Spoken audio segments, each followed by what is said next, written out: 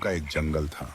वह बहुत ही प्यारा और सुंदर जंगल था और उस जंगल के जानवर भी उतने ही प्यारे और मिलजुल कर रहते थे, जिसकी चर्चा आस पास के जंगल तक होती थी और दूसरे जंगल के जानवर इस जंगल मिसाल दिया करते थे।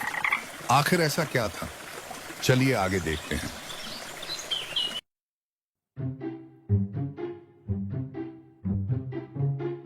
जंगल में एक बूढ़ा कछुआ रहता था, जो अब थोड़ा मोटा और धीमा हो गया था। वही एक जवान और तेज खरगोश भी रहता था, जो अपनी रफ्तार पर बहुत घमंड करता था। अरे कछुए भाई साहब, क्या आप मुझसे रेस लगाओगे? अच्छा, हाँ ठीक है भाई, क्यों नहीं। हम भी तुम्हारी तरह जवानी में छलांग लगाया करते थे। कोई बात नहीं, अब हम तजुर्बे से जीतेंगे। और इसी के साथ कछुए और खरगोश के बीच दौड़ की तैयारी शुरू हो गई। एक तरफ कछुए का अनुभव था और दूसरी तरफ खरगोश की तेजी। दौड़ से एक दिन पहले का जंगल, हर तरफ हलचल। जंगल में जानवर रेस की चर्चा कर रहे हैं। भालू एक बड़े से पेड़ के नीचे बैठा हुआ है और पेड़ से फल तोड़कर खा रहा है। अरे भालू भाई, क्या खा रहे हो? अरे कुछ नहीं, पेड़ से फल उतार कर खा रहा था। बताओ कैसे आना हुआ? भालू भाई, आपको क्या लगता है खरगोश और कछुए की रेस में कौन जीतेगा? अरे और कौन जीतेगा? खरगोश। कछुआ जब तक उस लाइन तक पहुंचेगा तब तक खरगोश तो 10 बार दौड़ पूरी कर लेगा। हिरण सोचने लगता है। भालू उसे देखकर पूछता है, तुम्हें क्या लगता है कौन जीतेगा? हिरण बिना कुछ बोले वहां से चला जाता है। जाते जाते अपने आप से कहता है, भालू भाई सही कह रहे हैं, लेकिन कछुआ काका अगर जीतेंगे तो उन्हें अच्छा लगेगा। वो बड़े हैं, बहुत ही अच्छे और शांत स्वभाव के हैं। बाकी ऊपर वाले की मर्जी। दौड़ की रात, खरगोश का घर। खरगोश अपने घर आरामदायक बिस्तर पर लेटा हुआ है। चांदनी खिड़की से छन कर आ रही है। अरे कल का दिन बड़ा मजेदार होने वाला है। मेरी जय जयकार होगी और कछुआ काका शर्म के मारे मुंह छुपाते फिरेंगे। हार जो होने वाली है। इतना भी इस उम्र में इतना भी समझ नहीं आया कि किससे दौड़ लगानी है और किससे नहीं।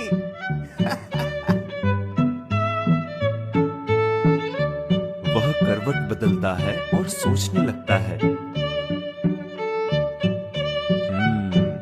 हैरानी की बात यह है कि वो माने कैसे गए। उनकी चाल और मेरी चाल में जमीन आसमान का फर्क है। कुछ तो गड़बड़ है भाई। अचानक वह जोर जोर से हंसने लगता है। गड़बड़ बड़बड़ कुछ नहीं, मैं ही जीतूंगा। वह हंसते हंसते सो जाता है।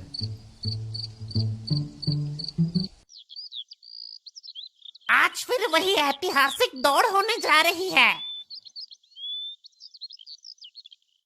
एक तरफ है हमारा सबसे तेज धावक खरगोश राजू। मैं ही जीतूंगा। और दूसरी तरफ है धैर्य और मेहनत की मिसाल कछुआ मोती।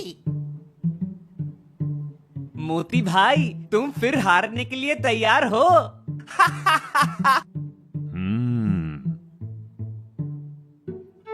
देखते हैं जीतता कौन है। मैं ही जीतूंगा। देखते हैं तो तैयार हो जाओ। 3, 2, 1, शुरू।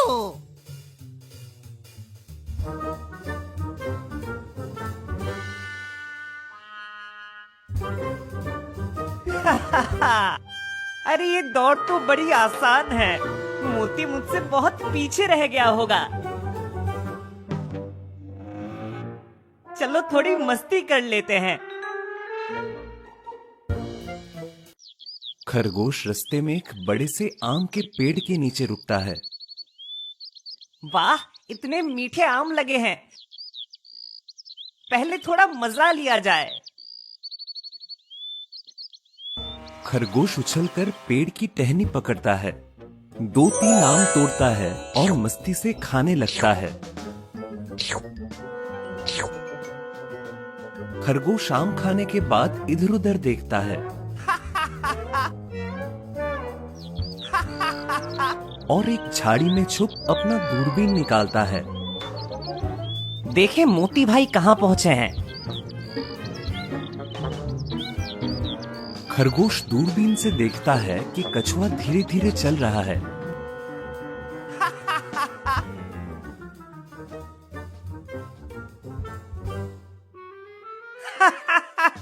अरे अभी तो वो आधी दूरी पर भी नहीं पहुंचा।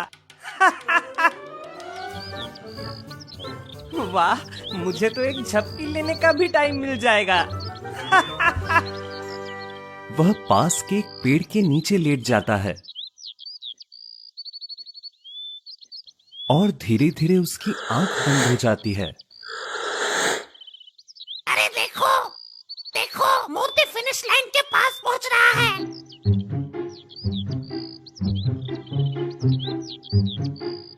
दर्शक हैरान हो जाते हैं। खरगोश अचानक चौंक कर उठता है। अरे नहीं, मैं सो कैसे गया।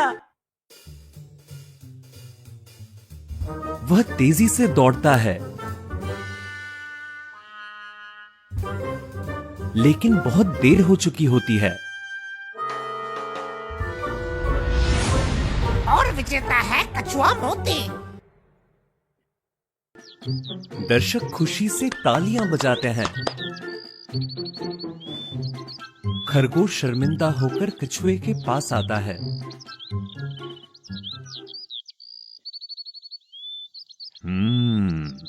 मोती भाई, मुझे अपने गलती का एहसास हो गया है। मैं मस्ती में लग गया, लेकिन तुमने बिना रुके मेहनत की। नहीं नहीं राजू, असली जीत वही होती है जो हमें कुछ सिखा दे। धूप धीरे धीरे अफ्रीका के घास के मैदानों पर उतर रही थी। दूर तक फैले जंगलों और झाड़ियों के बीच एक अकेला शावक इधर उधर भटक रहा था। उसकी आंखों में डर था, शरीर पर घाव थे और पेट में भूख की आग जल रही थी। यह मुफासा था, एक अनाथ शेर शावक जिसे भाग्य ने निर्दयी बना दिया था। अकेलापन और संघर्ष। मुफासा को यह भी याद नहीं था कि उसके माता पिता कौन थे। उसे सिर्फ इतना याद था कि कुछ समय पहले तक वह अपने झुंड के साथ था, लेकिन एक दिन शिकारी आए, आग लगी और सब कुछ नष्ट हो गया। वह किसी तरह अपनी जान बचाकर भाग निकला, पर अब वह अकेला था, भूखा, डरा हुआ और दिशाहीन। झाड़ियों के बीच एक छोटा शावक छिपा हुआ था। उसका पेट भूख से चिल्ला रहा था, लेकिन डर के मारे हिल भी नहीं रहा था। कोई है? कोई है? मुझे बहुत भूख लगी है। अचानक एक छाया उसके सामने आती है, एक बड़ा और शक्तिशाली शेर। उसे ध्यान से देखा है। तुम यहाँ क्या कर रहे हो छोटे? डरते हुए। मैं अकेला हूँ, मेरा झुंड, वे सब चले गए। टका मुफासा को ऊपर से नीचे तक देखता है, फिर एक गहरी सांस लेता है। तुम अभी शिकार नहीं कर सकते। चलो तुम्हें कुछ खाने को दिलाता हूं। मुफासा कुछ फल तोड़कर खा रहा था। पहली बार उसके चेहरे पर शांति थी। तुम कौन हो? टका, एक राजघराने का उत्तराधिकारी। तो तुम एक राजकुमार हो। राजकुमार? हाँ शायद, पर मुझे यह जीवन पसंद नहीं। किसी और की बनाई हुई किस्मत जीना मुझे मंजूर नहीं। तो तुम यहाँ क्या कर रहे हो? मैं एक नए रास्ते की तलाश में हूं। कुछ देर शांति रहती है, फिर टका मुफासा की तरफ देखता है। तुम भी यही चाहते हो ना, अपनी किस्मत खुद बनाना? हाँ, पर मुझे नहीं पता कैसे। मैं सिखाऊंगा। दोनों जंगल की गहराइयों में आगे बढ़ते हैं। कुछ ही दिनों में उन्हें नए साथी मिलते हैं। एक शेर और एक शावक, तुम दोनों जंगल में अकेले भटक रहे हो? तुम्हारी तरह। तुम भी तो अपने झुंड से निकाल दिए गए हो, है ना? हम सही कहा, तो मैं भी चलूं? तभी एक तेज और फुर्तीली चीता निकलती है। नेहा, अगर तुम लोग जंगल के नए राजा बनने चले हो तो मुझे भी साथ लेना होगा। एक चीता, एक लकड़बग्घा और 2 शेर। ये तो एक अजीब झुंड बन रहा है। तभी एक भारी आवाज आती है। एक विशाल हाथी सामने आता है। बाओ। तुम सब अभी बच्चे हो, क्या तुम्हें पता है कि तुम कहां जा रहे हो? हाँ, उस जगह जहां हर कोई अपनी किस्मत खोज सकता है। तो फिर मैं भी चलता हूं। एक विशाल नदी, सामने मगरमच्छों का झुंड। ये कैसे पार करेंगे?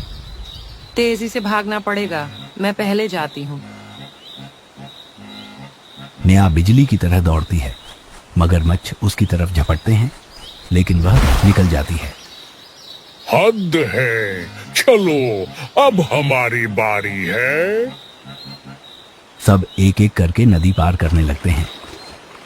मुफासा पीछे छूट जाता है। एक मगरमच्छ उसकी तरफ झपटता है। मुफासा, भागो भागो है, भागो मुफासा, भागो भागो मुफासा। टक्का जोर से दहाड़ता है। मगरमच्छ 1 सेकंड के लिए रुकता है। इसी बीच बाओ अपनी सूंड से एक बड़ा पत्थर मगरमच्छ पर गिरा देता है। मुफासा दौड़कर नदी पार कर लेता है।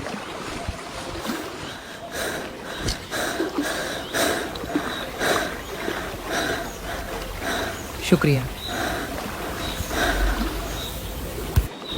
हम एक दूसरे का ध्यान रखते हैं, समझे?